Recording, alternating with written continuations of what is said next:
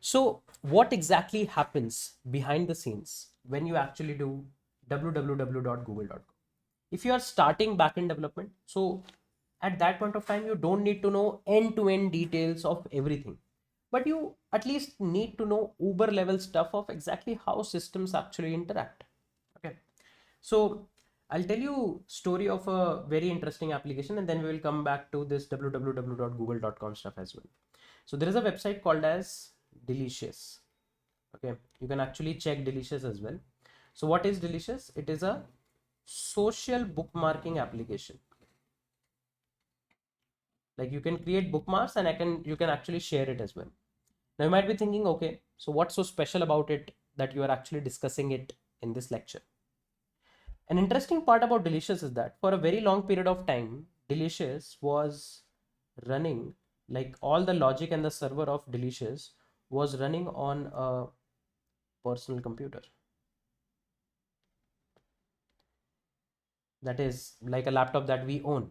So actually the builder or the person who actually built Delicious was running Delicious for a very long period of time on a personal computer, right?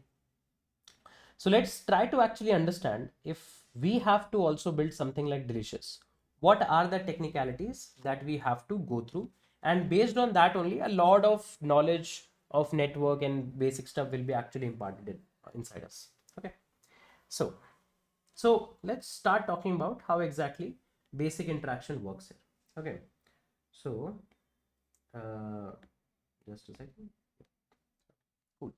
So now, first of all, you need to understand that in any system there are mainly two components.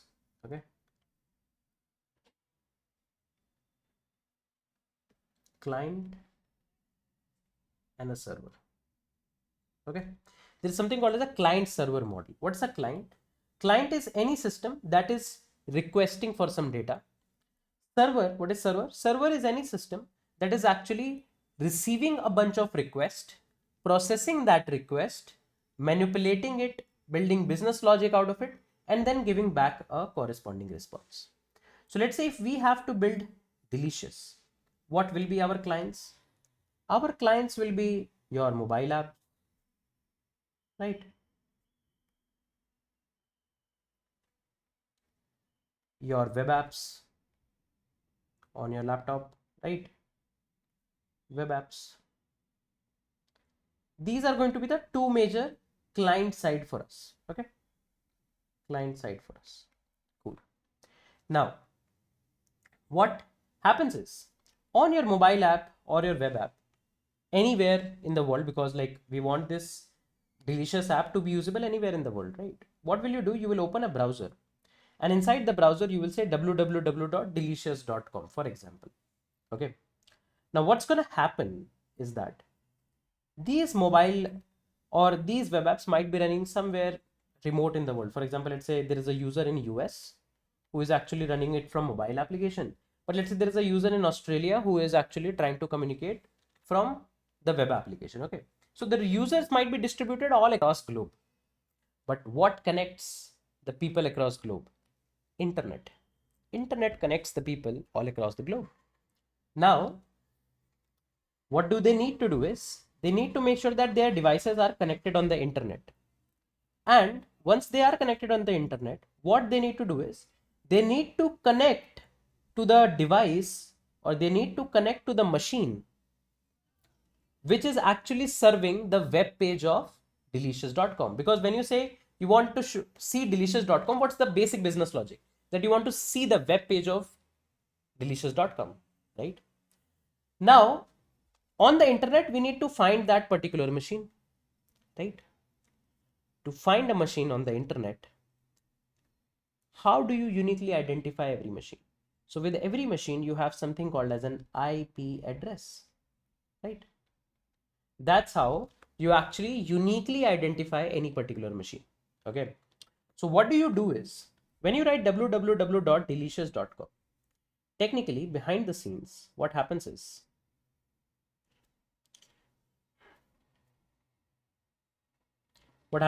that you make a call to figure out IP of the machine which serves delicious. Okay, which serves delicious. Okay, now how do we know what is the IP, right? So there is a system called as domain name server. Okay, so they are going to actually communicate to these domain name servers, okay, called as DNS. What is the purpose of domain name servers? Okay, what is the purpose of domain name servers? The purpose of domain name servers is that you will enter something like www.bookmyshow.com, www.flipkart.com, www.delicious.com. Mentioning that it is www means that you are trying to actually connect to the protocols for internet. And on that internet, you want to actually get the access of the IP address of the machine that is actually serving delicious.com, right? So this process is called as DNS resolution. Now, every machine, like every computer, personal laptop and everything, has their own local DNS server as well. Because every time when you do google.com, again you do google.com, again you do google.com. So your local machine also caches, or I would say store the data of the IP address of the machine, so that it doesn't have to again and again make a call to some remote DNS. Remote DNS means there are some dedicated DNS servers. For example, I guess Google also provides its DNS services, right? Your internet service provider, the ISP that you have, that also provides the DNS services. So you don't have to actually communicate from them, but instead you can locally from your own machine actually fetch it. So you might be having a local copy of the hosts.txt. So there is a file called as hosts.txt, right? From which you can actually get it from your local machine. Or you might be interacting with some DNS server. You don't have to bang your head initially when you are actually learning full stack, or let's say backend development or anything. You don't have to bang your head like that. You just have to understand that, okay, there is a process called as DNS resolution, which will be done automatically via your browser, right? Because browser is going to communicate to these DNS machines, right? And they are going to give you back a response of the IP address. You are going to get the IP address of the corresponding machine that is actually serving delicious. Now just think about it. How this IP address should be in terms of the behavior. Do you think every time when we connect to the DNS from different devices, should we get different IP address? No, right? We should be getting the same IP address. But I just told you, this guy who built Delicious was running this application on his own personal computer, right? If you have ever noticed, and if you have ever noticed your IP, then every time you connect your Wi-Fi, restart your Wi-Fi, connect back to the Wi-Fi, your IP changes. If your IP keeps on changing, then how will DNS know which IP to return? Because let's say 5 minutes ago you were having a different IP. Now your IP changed. How the DNS knows that which IP to return, the old one or the new one, where you are, right? Because IP address is kind of like the identifier on which we can actually find you on the internet. That is why when you're actually having a server, whether it is running on your personal computer only, we need to have something called as a static IP.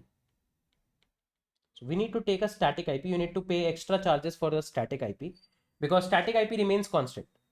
Doesn't matter when you connect back to the internet or you don't connect to the internet. Your static IP has been allocated specifically for you and it doesn't change. And your DNS is going to specifically return that particular IP address only.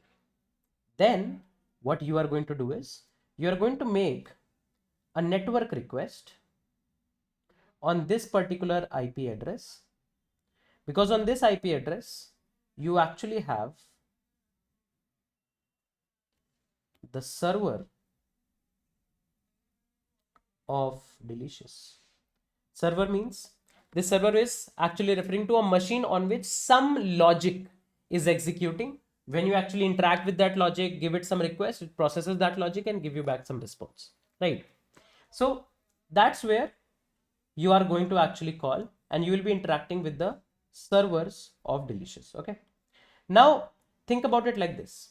It's a social bookmarking application. That means people can come up, store their information, sign up to the application, right? Then store their bookmarks. That means you need to have some kind of a data storage as well, right? So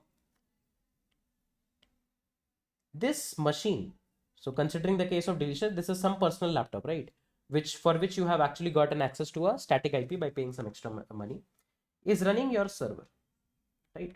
But you need to store some data. Okay. So what you can technically do is on this same machine also, you can have your own database actually hosted, right? That inside this machine only, because maybe this is a very powerful machine and you still have a lot of storage available. So maybe you can actually have some kind of a database available with you inside the same machine only, right? Okay. Now, is this approach having any kind of problems? Yes, there is one small problem with this approach. Let's start talking about that. Now, one problem with this approach is that this machine might not be that powerful. For example, let's say currently, if you see Hotstar, they serve 5.4 crore concurrent requests. That's a huge scale. Let's say whatever application we are building, that also reaches a very good scale that is, let's say, social media applications handle, or let's say streaming applications handle, right? Think about it like this. If you have those many requests coming up and your machine, which is having some application server running, has to cater to all of that request, don't you think that the machine might not be that efficient, right, to actually cater it? For example, let's say you have a 2 GB RAM machine. A 2 GB RAM machine won't be able to take, let's say, 30 lakh concurrent requests, right? In that case, you might think that, okay, let's get some more powerful machine, right? If you'll try to take some more powerful machine, let's say this time you got a 64 GB machine, but there will be some limit of a 64 GB RAM machine as well, right? That, okay, instead of 30 lakh, you are able to take 3 crore requests, but there will be more users. Let's say at some point of time, you have 30 crore concurrent users who are actually looking at your application or requesting your application. So there will be some logical limit on the machine or the capacity of a machine that, okay, I can get new bigger machine or new better machine. There will be always some, I would say, bottleneck, right? However, amount of RAM you have, whatever is the CPU, maybe let's say you have the highest amount of RAM, highest SSD, best CPU processing unit available. You can always assume that maybe you have more users. Every time you can assume that, okay, if every user have 5 devices, then 30 crore users are going to be having 5 devices each. From all those 5 devices, if let's say the request starts coming up, again, it's a problem for us. So this is the problem of scaling, that the number of users who are actually interacting with their applications are increasing. This is the problem of scalability, right? And the thing that we were actually doing here, where we were actually increasing the capacity of our personal computer, right, is called as vertical scaling. Vertical scaling means you are actually increasing the capacity of your own machine, right? Fun fact, there is a website called as Stack Overflow. You might have already interacted with Stack Overflow. For a very long period of time, Stack Overflow handled all of its traffic using vertical scaling. That means increasing the capacity of the machine. But again, vertical scaling is good. It is simple, right? But it has its own issues. What is the issue? Let's say you were having a weaker machine. Now you want to migrate to a newer machine. When you are migrating, there will be downtime, right? Because there won't be any machine that is serving the purpose. Otherwise, you have to create a backup machine. Apart from that, there is a logical, I would say, limit to how big amount of requests you can actually process. That's where a new concept called as a horizontal scaling comes up, right? In horizontal scaling, we say that, okay, instead of having one very powerful machine, let's say we have multiple machines altogether. We have multiple machines, machine M1, machine M2, machine M3, which are of mediocre capacity. But now they are going to distribute the load altogether. Now they are going to distribute the load altogether. So now how your backend looks like, let's say you went to the shop and you said that, okay, I want 3 machines, all of, let's say, equal capacity, which is not the highest end machine, because when you buy very expensive machine, so too much cost, right? Because if you buy like the best machine on earth, this will be very costly. But let's say if you buy 3 mediocre machines, for example, let's say if you want to buy the machine with the highest possible RAM, best possible hard disk, solid state drive, best possible CPU, it will be definitely more expensive than 30-40 MacBooks. Definitely, tell me. But let's say we have 3 MacBooks here. Mediocre machine, not the worst, not the best, right? And now they are going to, let's say, distribute the load altogether. So if you are getting 30 crore requests, what's going to happen is we are going to not make sure that only one machine takes 30 crore requests. We are going to distribute it equally across the servers, right? So this is one machine, this is another machine, this is another machine, right? On each of these machines, we are having our app server running. App server is application server where our business logic is running. So for example, if you know that you run a React server, right? What is a React server? It's a piece of code that runs, that serves your React code. Similarly, what's an app server? It will be again a piece of code that we will write ourselves. It will keep on running behind the scenes, and whenever we send it a request, it will give us a response after processing it. So we'll be having multiple machines now. But now we have a problem. What is the problem? The DNS. Which machine's IP address this DNS should be returning? That's a problem. This machine will be having a different IP address, different IP address, different IP address. So what do we need? We need a layer of protection here. What layer of protection? We need something called as a load balancer. What's a load balancer? Load balancer is again going to be hosted on another machine, let's say M0. It is an algorithm, right, which runs on a server.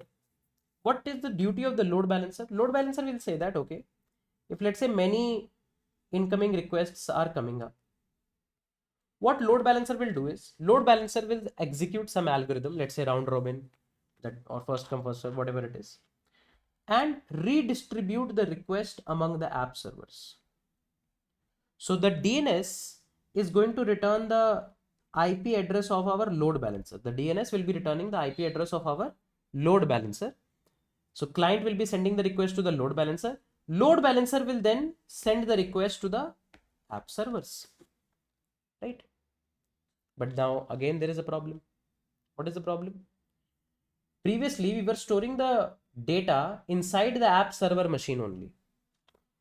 Now let's say, if let's say we have data of user 1 stored in machine M1 and data of user 2 stored in machine M2, then load balancer will always have to make sure that if the user 1 is sending a request, that request should go to machine M1, and user 2 is sending a request, that request should go to machine M2. That's too much to do on the load balancer. Load balancer cannot keep a track of all of this, because then we have to store this data on the load balancer also, that which machine has the data of what all users. That will again cause another set of problems. That's why we have two kind of systems called as stateful systems and stateless systems. What is stateless system? If let's say we do not store the data on these app servers. Why? Because let's say currently we have 3 machines. Later I introduce one more machine. So some data will have to go here. Then load balancer need to know about this data. There will be a lot of hassle to do. How about we have another machine altogether? We have another machine altogether that stores our database layer. And whenever these app servers have to get any data or store any data, they are going to interact with this database. In this way, there is no information stored on these app servers. And we have segregated out the storage layer out of these. This kind of a system is called as a stateless system, where the app server do not know anything about any kind of a specific data. They have a request coming up, they execute the business logic, and all the storage is handled separately. Whereas this kind of a system where we store the data inside the app server only, and then we have to logically reroute the request from the load balancer. These kind of systems are called as stateful systems, right? If you're starting with backend development, stateless systems are something that you should try to focus more on. Okay. And most of the time you will see that you're working on a stateless system. There are good stateful systems as well. For example, like you can build your own stateful, let's say chat GPT kind of a thing, but we'll talk maybe more about that later. So this is more of a stateless system, right? And this is like the bare minimum architecture of a backend application. This whole is actually your backend. And there are more layers, like depending on application to application, there will be more components. Like there is something called as messaging queues, there is something called as caches, right? A lot of things actually more goes on behind the scenes. But these are some of the main components that you have a layer of data storage, right? You have a layer of load balancing, and you have a layer of application servers. Your actual code, your business logic goes in the app servers, right? That means now, if you think about it, let's say for a case of Delicious, it is still okay. You will go to the market and buy a new machine and bind it with your load balancer. But if you see the scale of Jio Cinema or Hotstar, when let's say Dhoni is coming on to bat, they can't go to the market and buy a new machine, right? They need to provision pre-prepared machines, or they need to have a mechanism with which new machine can get spinned up automatically, right? So for that purpose only, we use cloud services like AWS, GCP, Azure, right?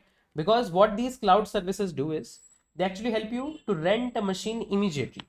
So whenever you will see that, okay, these app servers are almost going above their capacity, we will immediately provision a new machine from our cloud platform, and that machine will be actually starting to interact with the load balancer.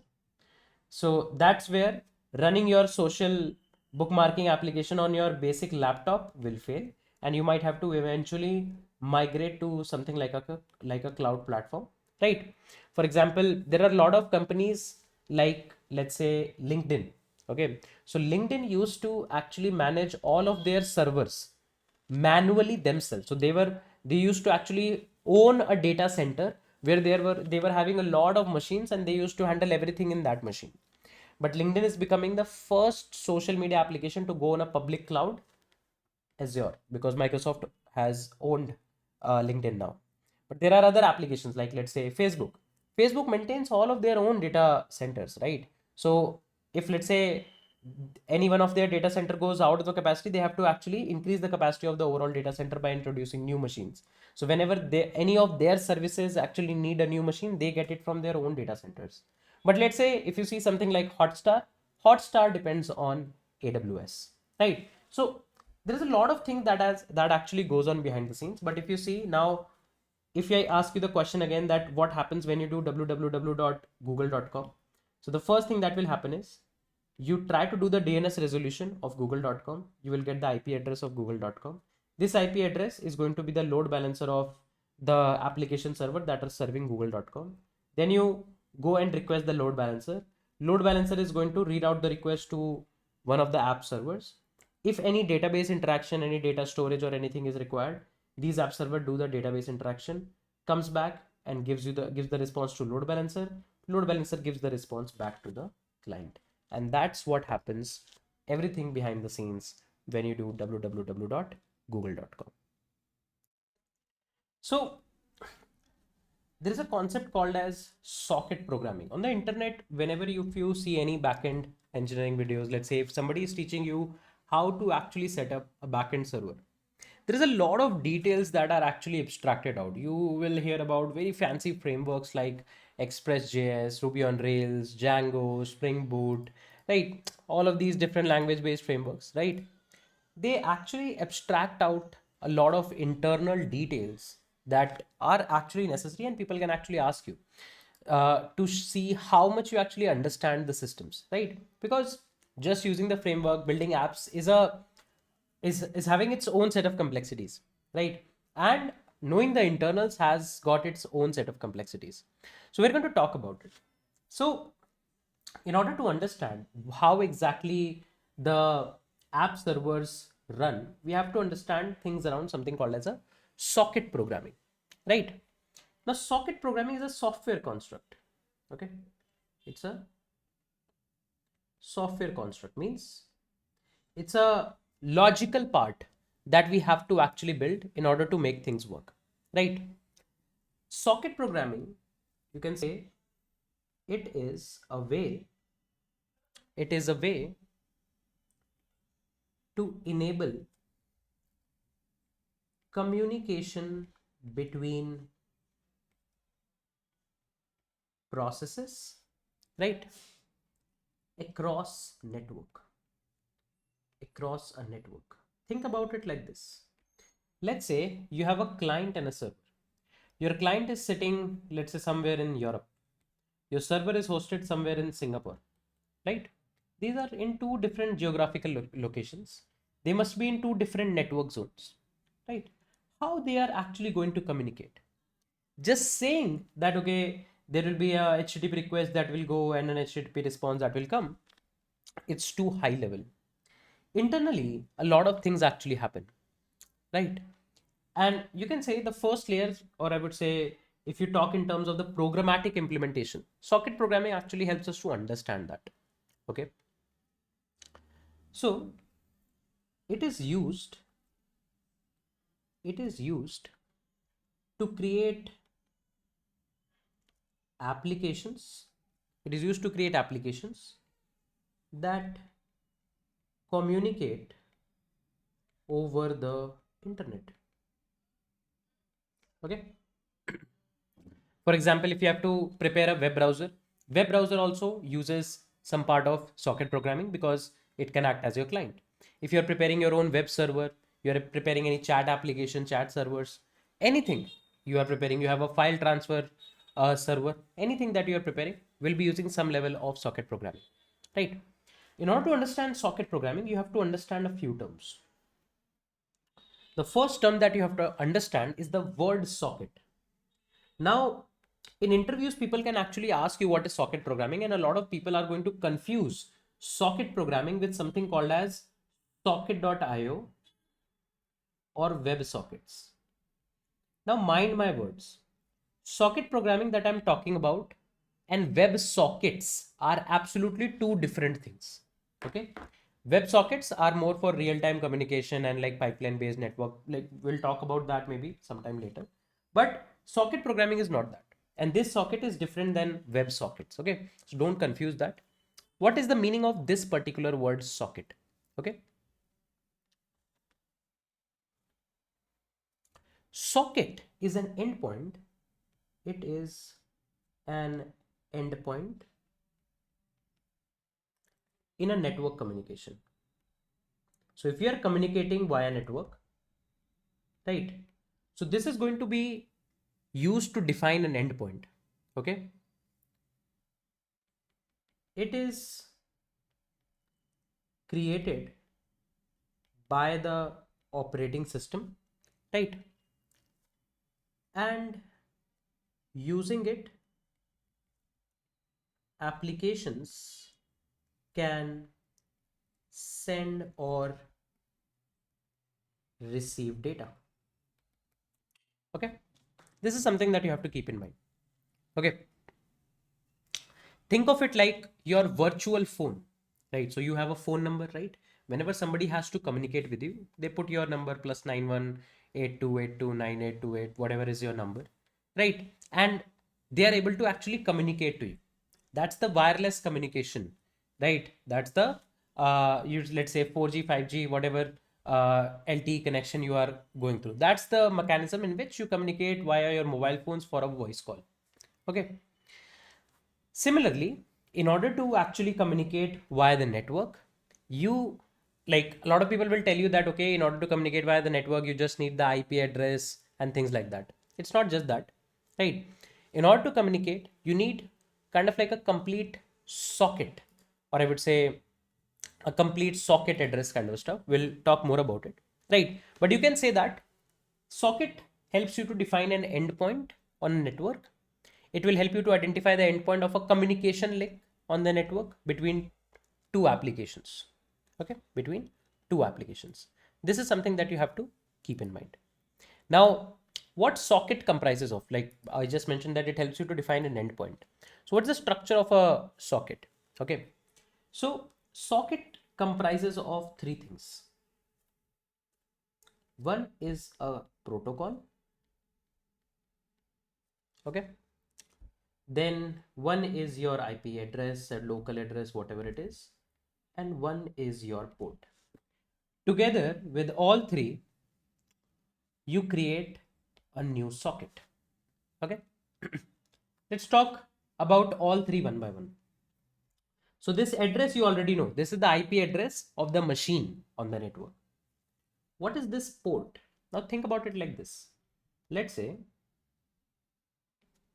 you have a machine. On that machine, you have multiple processes going on, right? Let's say you have a Chrome process going on. There's a game going on, which is downloading some data. Chrome is trying to, let's say, render a web browser. Okay. Then let's say you have a internet download manager, which is downloading a movie. There's a torrent download going on. There can be multiple applications which might be interacting with the network. Now think about it like this. Let's say there is a data that is coming up on this IP address because this machine is going to have one IP address.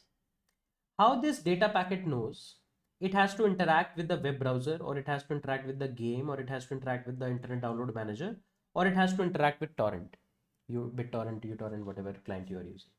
How does it know? Because there are multiple processes might be running on your machine which are interacting to the network. So in order to identify which process you want to communicate to, you use a port. It's kind of like, let's say Amazon actually sends you a parcel. So on the parcel, there will be an address. That address will identify that, okay, what's your home, where you are actually living. But inside that home, the parcel can belong to your mother, your father, your brother, your other siblings, anyone.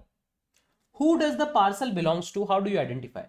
So to identify this, you need an address that identifies the home, and then you need the name of the receiver, which tells you that, okay, inside that home, this parcel belongs to this particular person, right?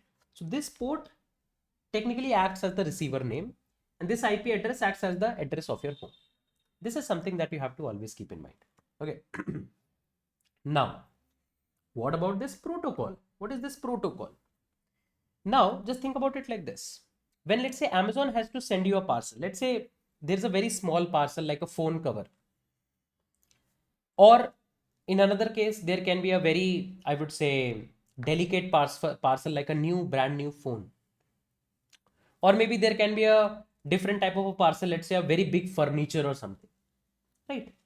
When Amazon has to actually decide that, okay, you are going to get either a phone cover, or you are going to get a new phone, or let's say you're going to get a new furniture.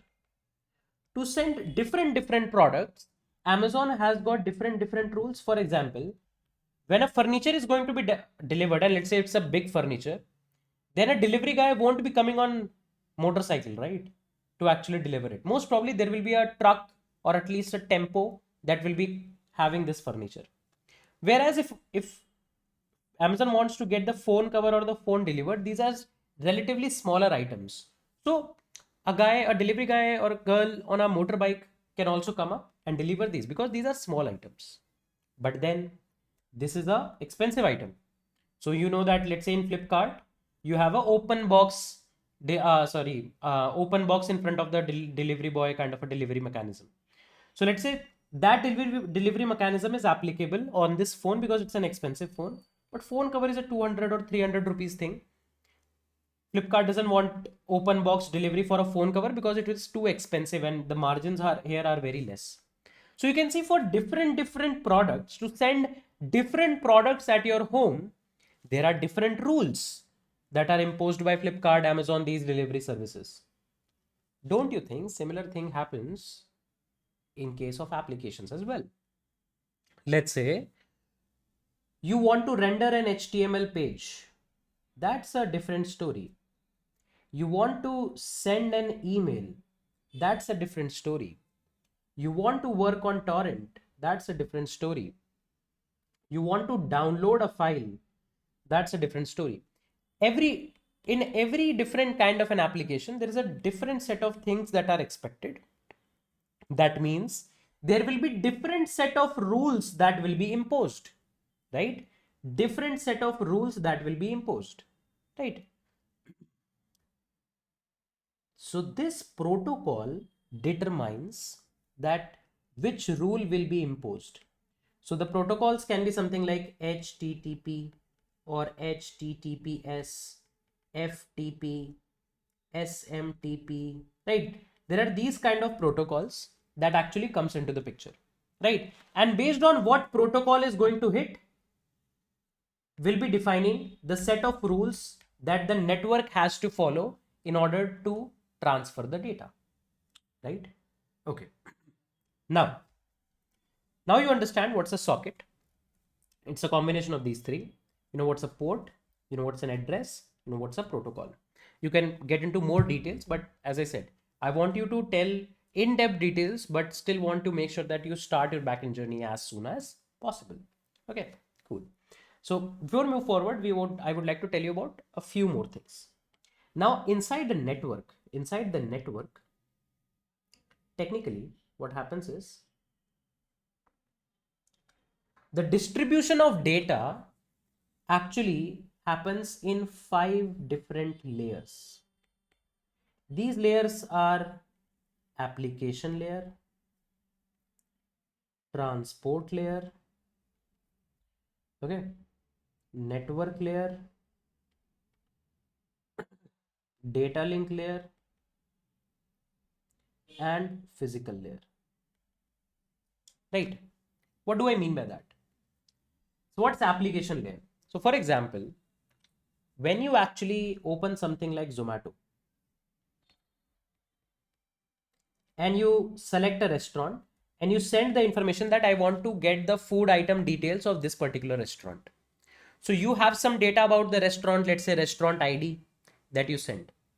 So this is technically your application layer. Okay. On the application layer, what happens is you have end user applications, Zomato, Swiggy, Google.com, Book My Show. On the application layer, user interacts actually with the applications and initiate a network request. This will actually initiate a network request. Okay. Now, what happens is, let's say, think about it like this. So again, you have, let's say, a client and a server. Okay. Client and a server. So now what happens is that on the client side, the user is going to interact with the application layer and let's say make a request. Now, what this client machine is going to do is, let's say this is a mobile app, web app, anything. This actually transfers the data from application layer to something called as a transport layer, right? What happens on transport layer is that transport layer contains two very important protocols called as TCP and UDP. Okay, TCP and UDP. Okay, what is TCP and UDP? For the timing, you don't need to go very much into internals of TCP UDP. You can say that TCP handles reliable data connection and UDP handles unreliable data connection. Okay, UDP is fast, TCP is slow. I'll tell you why and I'll tell you examples. For example, let's say that you open Geo Cinema, okay, and or let's forget Geo Cinema. Let's say you are playing a multiplayer game, okay. Sometimes happens that your internet is weak and your game is stuck for let's say 30 seconds. Now, after 30 seconds, when the strong internet connection comes up, what happens? Whatever happened in the game in between those 30 seconds, you lose it. You lose all of that data and you immediately land up back live in the game. Instead of that, think about YouTube. In YouTube, let's say you are streaming a video, okay, and let's say internet drops and buffering happens for 30 seconds. After 30 seconds, you restart from the same position where you actually left. There is no loss of data, right? Because think about it like this. If internet comes back and you lose those 30 seconds, you won't understand the story. But in the game, you cannot be 30 seconds in the past because actual game is going live, right? So in live situations, right, you have to be immediately live the moment internet comes back. That's the difference between TCP and UDP. What TCP protocol does is it does a lot of setup between the machines so that there is a reliable data transfer, right? Whenever you are transferring the data, it is going to be ensured that all of the data that you are transferring from one side to other side has been sent, and for every data transfer you receive an acknowledgement that yes, this data has been received. Okay. Whereas for UDP, there is no reliable data connection, but it is faster because it doesn't care about accuracy. It doesn't care about reliability. It cares about fast data transfer.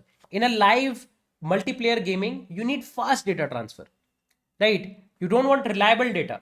In between, let's say 2 or 3 frame drop, like you might have heard about gamers saying frame drops happening, internet drop happening, but the moment internet comes back, they go back live to the I would say machine, right? So this is the responsibility of transport layer, and the details of transport layer lies inside your operating system, right? This is something very important that you have to actually understand, right? That how exactly transport layer works. So I believe you guys are able to understand that TCP protocol will be defining some rules so that there is reliable data transfer. UDP protocol will be defining some rules, will be defining some algorithms, so which you have unreliable but faster data transfer, right? So on the application layer, you interact, data gets transferred to transport layer. Now from transport layer, data get transferred to the network layer. What is the power? What is the rule of network layer? On the network layer, there is only one single sole responsibility. That let's say you are sitting in Singapore, somebody else is sitting in India. You initiated or you want to send some data over the network. So the responsibility of the network layer is to find the right routing. Routing means you have this device, then this is your device router, then this is the nearest tower, then this is the next tower. Whatever hopping, whatever routing needs to be done, that via what way in the network the data needs to be transferred is handled by network layer, right? That on the network, how the routing is going to be done. Then the responsibility, once that is decided, then the responsibility actually goes to the data link layer. This is mainly for any kind of a error detection, error correction, right? This kind of a stuff. At last, data goes to the physical layer. That is your actual physical wires and towers, and actually data flow starts. So these are the different level of, I would say, network interaction happens. This is called as a network stack, and this network stack is called as a TCP IP model. This is called as a TCP IP model. Okay. TCP IP model is a 5-layer stack. Okay. There is one more model called as a OSI model. In OSI model, everything is same. It's just that the application layer is divided into 3 layers. Rest everything is same. Application layer is divided into 3 layers. There is one application layer. There is one, I guess, presentation layer, and there is one more layer, right? But more or less the work is almost altogether same. Okay. Why I want to talk about it, I will tell you. So for the timing, you don't need to care about network layer, data link layer, physical layer. You don't have to go and set up the wires and everything yourself. But transport layer and application layer is something that you have to keep in mind. So at any point of time, let's say there is a client and a server, whenever they have to actually interact. Let's say you interact via HTTP because you have to, let's say, send hypertext. When you have to actually send HTTP request, you might have done some front end or something.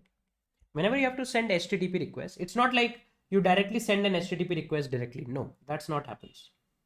What happens is that, first of all, you prepare a connection called as a TCP connection between the client and the server. Once that TCP connection is done, because I said no, that TCP protocol will be having its own set of rules. So one of the rules is you set up a TCP connection. To set up a TCP connection, there is an algorithm called as a three-way handshake. You can read about three-way handshake. That happens, but assume that TCP connection happens. And on the top of this TCP connection only, you are able to send an HTTP request and you are able to receive an HTTP response. Right? Without this TCP connection, HTTP request cannot work. Right? This is something that you have to always keep in mind. Right? That whenever an HTTP connection has to initiate, it has to initiate once the TCP connection has been set up via the three-way handshake. So now, as I mentioned, that you have to set up this TCP connection, right? What happens during this TCP connection? I'm not going to talk about the three-way handshake altogether. Three-way handshake, like you can read about, it's a three-way process. You send some, you can say, signals and acknowledgement packets, right?